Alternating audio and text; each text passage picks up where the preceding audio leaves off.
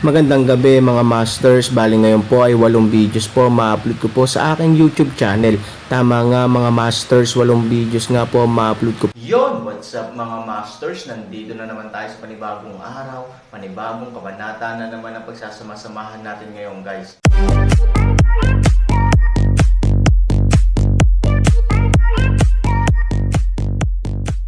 Bali mga masters, kung bago ka pa lang po sa aking YouTube channel, please click the subscribe button, lalong-lalo na po yung notification bell guys, para maging connected pa rin tayo sa isa't isa at maging updated kayo sa mga susunod ko pang video. Bali mga masters, bago natin umpisahan ng kwento ay mag-shoutout po muna tayo para sa mga solid nating tagapakinig. Shoutout kay Raimundo Dayundon at shoutout kay Kasmel Panlaan. Yun na nga mga masters, no? Bali hindi na ito patagalin. In 3, 2, 1, let's go!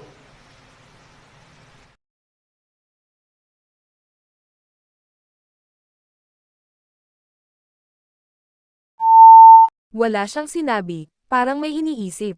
Nang makitang ganoon si Kichang, itinoon ni Lu Roxanne ang kanyang mga mata sa disipulo na kakatingin lang kay Aaron, at malamig na sinabi, "Sabi mo." Nagulat ang alagad at tumango, "Sabihin mo sa prinsesa na ang disipulo ay hindi mukhang detalyado gaya ng nakatatanda. Ang alam ko lang ay nasa kritikal na kondisyon ang buhay ni Aaron. Masyadong malubha ang kanyang pisikal na pinsala. Sobrang bigat. Nasa kritikal na kondisyon." Nang marinig ang mga salitang ito, biglang nakaramdam ng buzz ang utak ni Lu Roxanne. Bahagyang nanginginig ang katawan ni Fang Kun, at siya ay ganap na natigilan. Gusto niyang talunin ang Aaron. Ito ang tono sa pagitan ng mga lalaki. Gusto niyang patunayan na mas magaling siya sa kanya. Pagkatapos ng lahat, si Fang Lu at ang kanyang pamilya ay may mahabang kasaysayan ng pagkakaibigan, at si Lu Roxanne ay isang napakatalino na talento sa pamilyang Lu. Hindi magkaroon ng ideya si Fang Kun na makuha muna ang buwan. Ang mga magagandang tao, malalim na background, sinumang lalaki na may mga ideya ay natural na magnanasa sa isang magandang babae. Gayunpaman, si Lu Roxanne ay hindi kailanman tumingin sa sinumang tao sa loob ng maraming taon, na hindi na isang bukas na lihim. Bilang karagdagan, alam niyang mabuti ang ugali ni Lu Roxanne, at hindi kailanman nang ahas si Fang Kun na ipahayag ang kanyang isip. Minsan niyang pinaalalahanan si Lu Roxanne ng hindi direkta sa pamamagitan ng pagbibiro, ngunit tumanggi si Lu Roxanne sa pabirong paraan. Mula noon, tuluyan na siyang nakabaon sa kanyang puso, kahit na pinutol ang ideya. Ngunit pagkatapos niyang tuluyang masira ang isip, nagbago si Lu Roxanne. Hindi na niya hinahamak ang mga lalaki. Sa halip, pinahahalagahan niya ang isang lalaki at lihim na ipinangako ang kanyang pagmamahal. Paanong hindi magsaselo si Fang Kun, ngunit puno rin ng ibang kaisipan patungo sa Aaron. Mahigpit ngunit, sumunod siyang umatras at sa pagkakataong ito ay nagre-rekomenda si Lu Roxanne sa kanyang ivory. Kahit na ang kanyang hitsura ay hindi kasing kakaiba ni Lu Roxanne, siya ay talagang isang nangungunang kagandahan. Bukod pa rito, siya ang diyosa ng pagtulong sa pamilya. Kung siya ay maaaring isama sa kanya, siya ay magiging anak ng tunay na Diyos. Makikinabang siya sa kapwa-tao at interes. Ito ang ugat ng tunay na pagsira sa kanyang pagmamahal kay Lu Roxanne, ngunit ito rin ang fuse para paputukin ang kanyang panloob na selos at kabaliwan. Aaron na naman ang lalaki ni Ivory. Aaron, bakit nasa lahat ng dako ang Aaron? Bakit ang dalawang babaeng gumalaw sa kanilang sarili ay laging umiikot sa Aaron? Ano ang Aaron? Si Fang Kun ang dragon ng mga tao. Hawak ang pagkakakilanlan ng kahalili ng disyerto na lungsod, ang paglilinang ay mas mahiwaga. Ang mga tao ay bata pa, at hindi sila masama. Bakit sila mamuhay sa ilalim ng taong lupa? Sa makatuwid, sinubukan niya ang kanyang makakaya upang makahanap ng pagkakataong makipagkumpetensya sa Aaron, at upang patunayan ang isang bagay na gusto niyang patunayan. Pero hindi niya inaasahan na magiging ganito ang sitwasyon. Mahal ni Lu Roxanne ang lalaking ito. Kung mamamatay siya, sasagutin niya ang paghihiganti ni Lu Roxanne. Ang hirap isipin. Miss Lu, natural na hindi maiiwasan ng tinatawag na kompetisyon ang mata ng espada. Ito ay kalikasan ng tao. Dahil ang Aaron ay naglakas loob na makipagkumpetensya sa ating munting Panginoon, natural na dapat niyang pasanin ang kaukulang kahihinatnan. Ngayong siya ay ganito, no wonder sa iba kung gusto mo siyang sisihin, masisisi mo lang siya sa kanyang mahinang pag-aaral. Sa oras na ito, hindi nasisiyahang sinabi ng mga pinagkakatiwalaan ni Fang Kun. Tama ka, mas mababa ka sa iba. Hindi ba pwedeng payagan siya ng ating young master? Higit pa, hinayaan na siya ng munting Panginoon. Tama na yan, sabi ng isang tao, at agad din itong panarinig ng ilan pang confidants. Oo, naglaro lang ako ng ikatlong bahagi. Sobrang reserved ko. Paano ko malalaman na napakabagal ng Aaron? Hindi mo masisisi ang Aaron sa pagiging masyadong inutil. Hindi mo ako masisisi sa pagiging napakahusay. Sa suporta ng sarili niyang mga tao, sa oras na ito, iginiit din ni Fang Kun. Nang marinig ito, nanlilisik ang malamig na mga mata ni Lu Raoxen at magsasalita na sana. Ngunit sa oras na ito, ang pito. Bahagyang nakataas ang mga kamay ng elder, walang kinalaman ang malubhang pinsala ni Aaron sa kanila. Panipi, ano, tandang pananong panipi. Sa oras na ito, ang mga crony ng gang ay parang sinampal sa mukha, at sila ay sama-samang walang kinalaman sa mga malubhang pinsala na ito ay sapat na upang ipakita na ang kanilang pagyayabang ang kanilang Panginoon ay sobrang nakakatawa at katawa-tawa na halos purihin nila ang kanilang Panginoon sa langit, ngunit sa wakas ay nalaman nilang wala itong kinalaman sa kanila. Sino ang napahiya? Ng asol na pavilion sa bundok, walang kinalaman din sa akin si Fang Kun. Tumingin siya kay Elder 7 at sinabing, Elder, are you wrong? Nakita ng lahat yan. Isang suntok ko lang nawalan ng malay si Aaron. This is an iron fact. Naging oso siya dahil mabangis ako. Para sa kapakanan ng mukha, sa oras na ito, awkward na tanong ni Fang Kuncheng. Oo, Elder, hindi na kailangang magsabi ng mga kasinungalingang ito para matakpan ang mukha ni Aaron. Lubos kang iginagalang. Nang marinig ang mga salitang ito, ang pitong matanda ay agad na hindi nasiyahan, tumayo at itinaas ang damit ni Aaron. Sa sandaling mabuksan ang mga damit, tumambad sa harap ng lahat ang buong bakal na tiyan ng Aaron. Gayunpaman, ang asero na parang tiyan ay walang mga galos, isang dampi lamang ng pagkalalaki, na nagpapapula kay Lu Raoxen. Nakikita ng malinaw, malamig na sabi ng pitong matanda.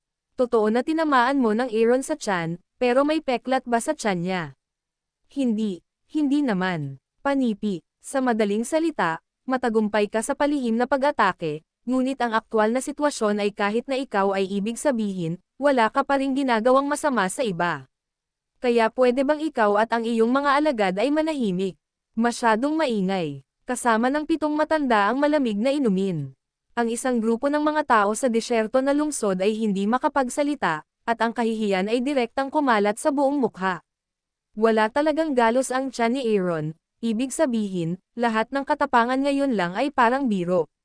Nakakabaliw ang mga ito sa kanilang mga tainga, pinagtatawanan ang lahat ng nagsalita. Pula at berde ang mukha ni Fang Kun. Ang pangit ng mukha niya. Paano kaya iyon? Naabot na niya ang Aaron, at tiwala siyang tiyak na masasaktan ang Aaron, kahit na ang kalunos-lunos na sitwasyon ngayon, ngunit kung saan aasahan, ang lahat ay walang kinalaman sa kanya. Ang nakakabaliw pa ay halos buong lakas niyang natama ng Aaron, pero ang resulta ay hindi siya nasaktan.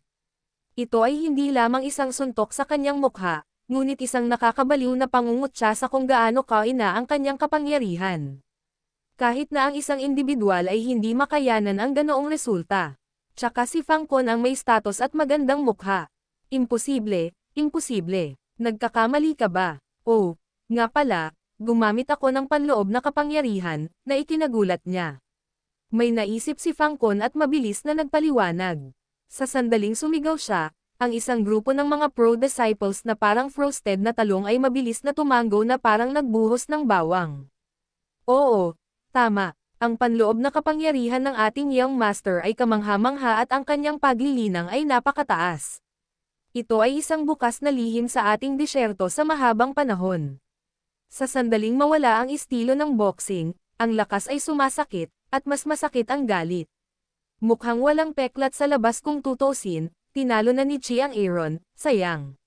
Sa palusot, isang grupo ng mga tao ang nakabawi muli sa kanilang kumpiyansa sa maikling panahon.